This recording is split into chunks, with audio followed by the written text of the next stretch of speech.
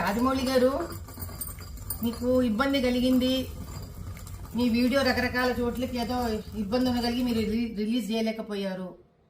ఎవరి కష్టాలు వాళ్ళకు ఉంటాయి, కాదనట్లేదండి. కానీ ఆంజనేయ స్వామి వెనకుండి నడిపిస్తాడు అని మీ నాన్నగారు అన్నారు. అది ఇప్పుడు భావ్యంగా అనిపించట్లేదు మీకు అన్నారు కదా. పోనీ బాహుబలి సినిమాలో కోట్లు సంపాదించారు కదండి శివలింగాన్ని ఎత్తిపించి పాపం ప్రభాస్ గారితో. అప్పుడేమన్నా శివుడి మీద ఏమైనా దానకం చదివారా మీరేమన్నా? ఏ శివాలయానికి ఏమన్నా దాన ధర్మాలు చేశారా? ఆ రోజు చేసింది లేదు, ఈ రోజు తిట్టుకోవడం ఎందుకండి ఆంజనేయ స్వామిని చెప్పండి. కుల వృత్తిలో వ్యక్తులు అంటే కుమ్మరివాడు ఆ కుమ్మరి వస్తువులని, కంసాలివాడు తన కంసాలి వస్తువుని, డాక్టర్ తాను సర్జరీలో వాడే సర్జరీ వస్తువులని, వీటిలన్నిటినీ దైవంగా భావిస్తారండి.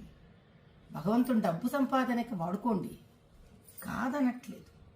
కనీసం డబ్బు సంపాదనకి ఉపయోగపడ్డాడు భగవంతుడు అని ఆయన పట్ల ఒక గౌరవం ఉంచడం మీలాంటి వాళ్ళకి, మాలాంటి వాళ్ళకి, మనందరికీ సామాజిక స్ఫూర్తిగా ఉండాలి.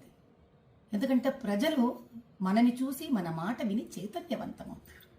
అంత బేలలాగా మీరు ఎవరో ఏదో షాట్లు మీకు కొట్టేశారు కాబట్టి మీకు ఆంజనేయ స్వామి వెనక లేడని మీరు భావించడం, ఆ తర్వాత వెంటనే సమస్య తీరిపోగానే చిన్నపిల్లలాగా వేసేసుకోవడం, ఇంకా నిలకడెక్కడుంది రాజమౌళి గారు మీ అంత పెద్ద మనిషికి కూడా?